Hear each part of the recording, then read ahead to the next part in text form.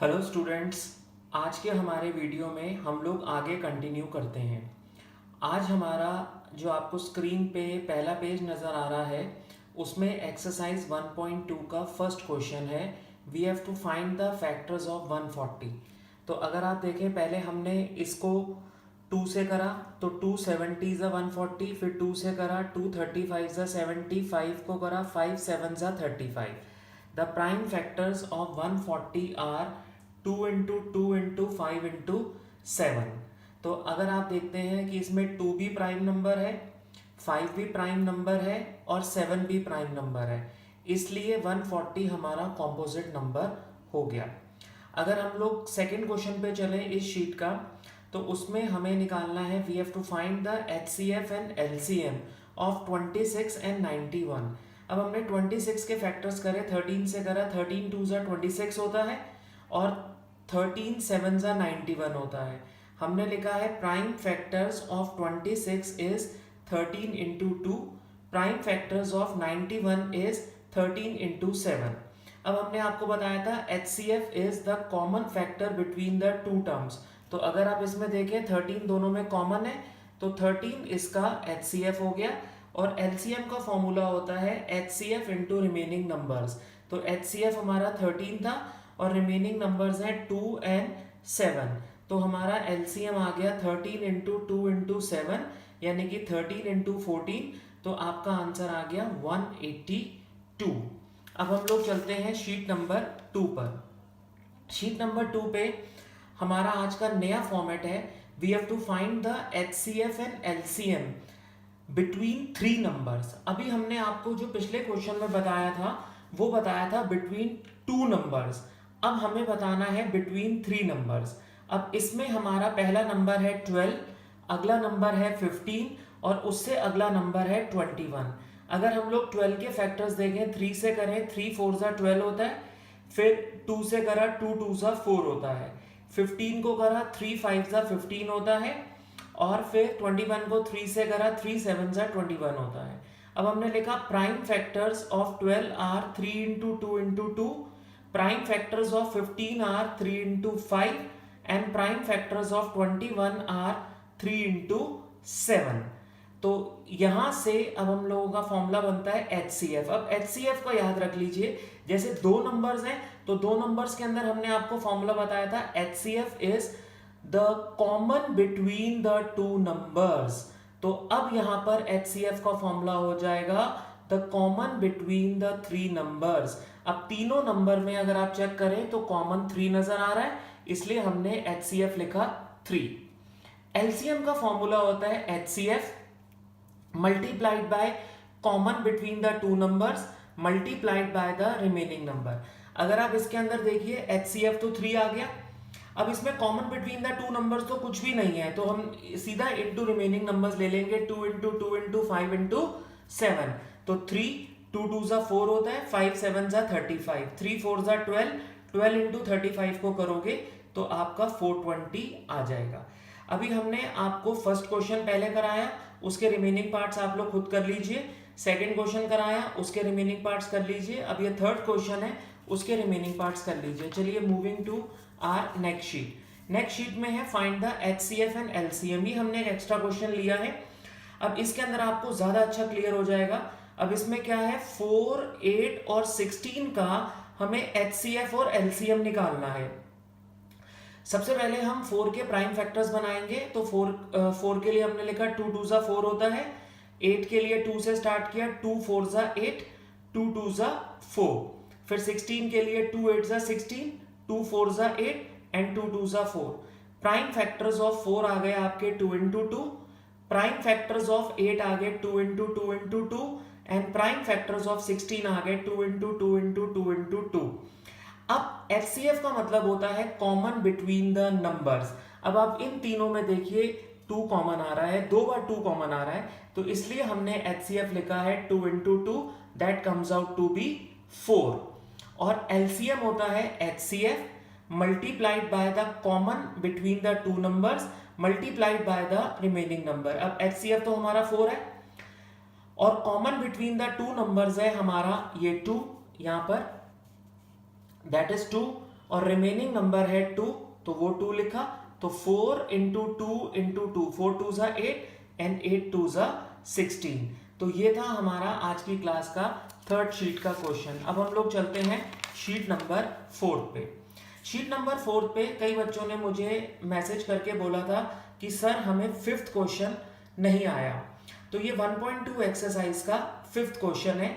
इसमें लिखा है कि क्या 6 की power n ends with digit 0 और नो। देखिए, कोई भी नंबर हो, अगर वो लिखा हो कि क्या वो एंड विद डिजिट 0 है कि नहीं है, आप उसके फैक्टर्स बना लीजिए।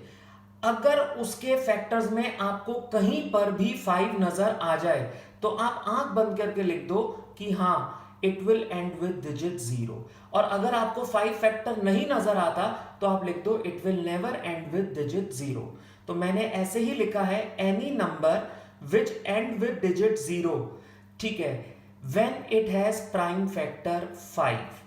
Up now the prime factors of 6 is 2 into 3.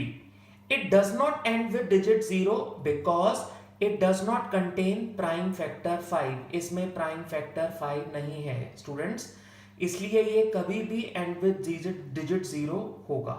तो हमने इसमें लास्ट में नोट फिर दोबारा लिखा है any number to end with digit 0 it must contain prime factor 5।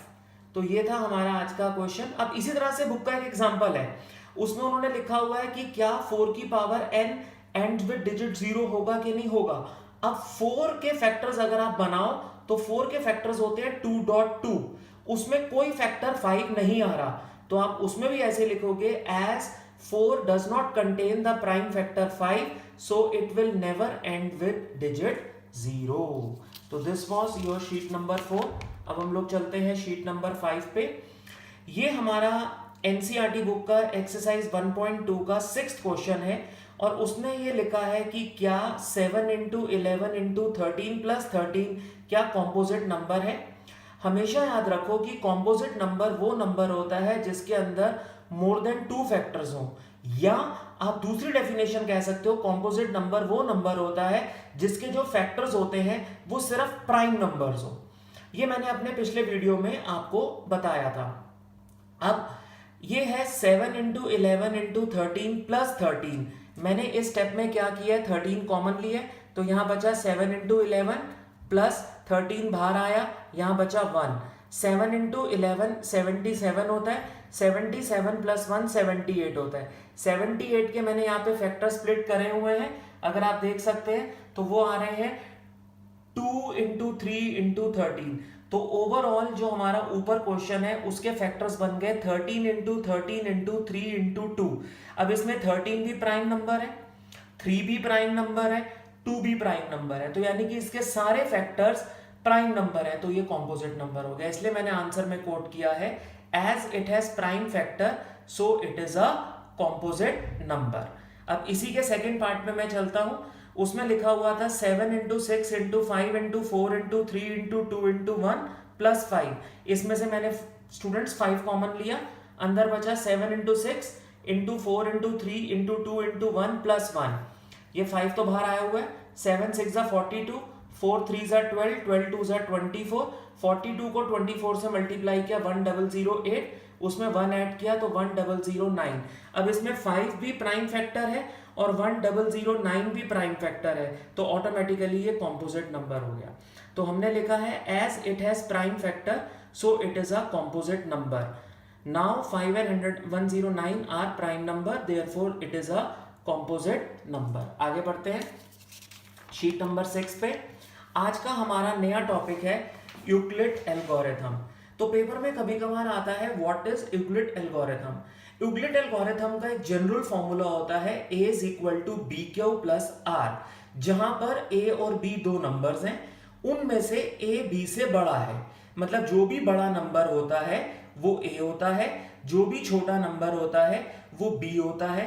Q का मतलब कोशेंट होता है और R का मतलब रिमाइंडर होता है, और R जो होता है उसकी वैल्यू 0 हो सकती है और वो हमेशा B से छोटी होगी, 0 या 0 से बड़ी और B से हमेशा छोटी। This is an Euclid algorithm and there are two numbers a and b, जिसमें a हमेशा b से बड़ा होगा। अब इसके अंदर क्या है, यूक्लिड एल्गोरिथम बेसिकली क्या है, it is a method to find the HCF। अभी हमने प्राइम फैक्टराइजेशन मेथड आपको सिखाया, अब हमारा HCF का दूसरा मेथड है यूक्लिड एल्गोरिथम। अब हम लोग चलते हैं शीट नंबर 7 पे। उसमें लिखा हुआ है find the HCF of 24 and 109 by Euclid algorithm. सबसे पहले आप स्टूडेंट्स इसकी डिवीजन सीखिए। 24 और 109 को हमें डिवाइड करना है। अब इसके अंदर अगर आप चेक करें, 24 छोटा नंबर है, 109 बड़ा नंबर है। तो सबसे पहले 109 को अंदर लिखेंगे, 24 को बाहर लिखेंगे। जैसे नॉर्मल डिवीजन करते हैं, 24 4 जा 96 होता है, रिमाइंडर आया हमारा 13। जब तक रिमाइंडर 0 ना आए तब तक हमने डिवाइड करना है। अब 13 हमारा डिवाइजर हो जाएगा, 24 को यहाँ रखेंगे, 13 1 जा 13, रिमाइंडर बचा 11। अब 11 हमारा डिवाइजर हो जाएगा और 13 को हम 11 को 13 से डिवाइड करेंगे, 11 1 जा 11, 2 बचा। अब फिर 2 बाहर रखेंगे, 11 अंदर आ गया, 2 5 जा 10, रिमाइंडर 1 आया, फिर 1 2 जा 2, अब इसमें रिमाइंडर 0 आ गया। तो जब तक रिमाइंडर 0 ना आए तब तक आपको क्वेश्चन को सॉल्व करना है। अब हर एक डिवीजन के अंदर हमने यूक्लिड एल्गोरिथम लिखना है। सबसे पहले हम फॉर्मूला लिखेंगे a is equal to b q plus r. पहले पहली डिवीजन को देखिए, उसमें 109 बड़ा है, 24 छोटा है, तो a हो गया 109, b हो गया 24, क्वोशिएंट है हमारा 4 और रिमाइंडर है हमारा 13। पहली डिवीजन खत्म। अब दूसरी डिवीजन को पकड़ो, उसमें 24 बड़ा है, 13 छोटा है, तो a 24 हो गया, b 13 हो गया, क्वोशिएंट 1 हो गया, रिमाइंडर 11 हो गया। अब थर्ड डिवीजन को पकड़ो, a 13 हो गया, b 11 हो गया, क्वोशिएंट 1 हो गया, रिमाइंडर 2 हो गया। फोर्थ डिवीजन को पकड़ो, a 11, b आपका 2 और उसके बाद क्वोशिएंट 5 और रिमाइंडर आपका 1। और फिर लास्ट डिवीजन को पकड़ो, a 2, b 1, क्वोशिएंट 2, रिमाइंडर 0।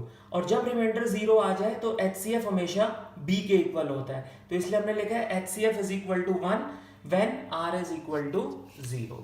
तो ये था यूक्लिड एल्गोरिथम। इसका हमने एक और एग्जांपल लिखा है, find the HCF of 13 and 57। अब 13 हमारा छोटा नंबर है, 57 हमारा बड़ा नंबर है, तो हम 57 को 13 से डिवाइड करेंगे। तो जब हमने 13 4 जा 52 लिखा, रिमाइंडर 5 हुआ, पहला डिवीजन खत्म। अब 13 को अंदर लिखेंगे, 5 2 जा 10, रिमाइंडर 3 आया, फिर 5 को अंदर लिखेंगे, 3 1 जा 3, रिमाइंडर 2 आया, फिर 2 1 जा 2, रिमाइंडर 1 आया, फिर 2 को लिखेंगे तो 1 2 जा 2, रिमाइंडर 0 आया। जब तक रिमाइंडर 0 ना आए तब तक हमें डिवाइड करना है। अब पहले डिवीजन के अंदर a is equal to b q plus r है, a 57, b आपका 13, q आपका 4, रिमाइंडर आपका 5। दूसरी डिवीजन के अंदर a 13, b आपका 5, रिमाइंडर 3 और क्वोशिएंट 2। थर्ड में a आपका 5, b आपका 3, रिमाइंडर आपका 2। उसके बाद अगली डिवीजन में a आपका 3, b आपका 2, क्वोशिएंट आपका 1, रिमाइंडर आपका 1। और लास्ट डिवीजन में a आपका 2, b 1 और क्वोशिएंट 2, रिमाइंडर 0। अब इसमें रिमाइंडर 0 आ गया तो HCF आपका b that is equal to 1 जब r आपका 0 होगा। इसके बाद अगली शीट पे चलते हैं, शीट नंबर 9। अब ये है find the HCF of 616 and 32। अब इसके अंदर 32 छोटा नंबर है, 616 से डिवाइड किया तो 32 19 जा हो रहा है और रिमाइंडर 8 बच रहा है। फिर 32 को किया तो रिमाइंडर हमारा 0 आ गया। तो इसके अंदर पहली डिवीजन के अंदर a 616 है, b 32 है, क्वोशिएंट 19 है, रिमाइंडर 8 है। अगली डिवीजन के अंदर a आपका 32 है, b आपका 8 है, क्वोशिएंट आपका 4 है और रिमाइंडर आपका 0 है। जब रिमाइंडर 0 हो तो जो आपका HCF होता है वो b होता है, तो that means HCF is 8 when reminder is 0। तो ये था आपका यूक्लिड एल्गोरिथम। इस मेथड के अंदर आप लोगों ने देखा कि आपको दो नंबर्स का HCF निकालना है। दो नंबर्स का आपको HCF निकालना है और इसमें आपने यूक्लिड एल्गोरिथम का यूज किया है। आज के हमारे वीडियो में हमने आपको 1.2 एक्सरसाइज का पूरा एक्सप्लेनेशन दे दिया है और साथ ही हमने 1.1 एक्सरसाइज का आपको एक्सप्लेनेशन दे दिया है। आज का आपका होमवर्क है, आप एक्सरसाइज 1.1 के सारे एग्जांपल्स ट्राई करिए, एक्सरसाइज 1.1 ट्राई करिए, एक्सरसाइज 1.2 ट्राई करिए, एक्सरसाइज 1.2 से पहले सारे एग्जांपल्स ट्राई करिए। जो जो आपके होते हैं ठीक है, बाकी आप सारे जो भी आप एक्सरसाइज सॉल्व कर रहे हैं उसका वीडियो अपलोड करिए, फिर हम लोग अगले वीडियो में आपको उसके डाउट्स और अगला फॉर्मेट सिखाएंगे। Thank you.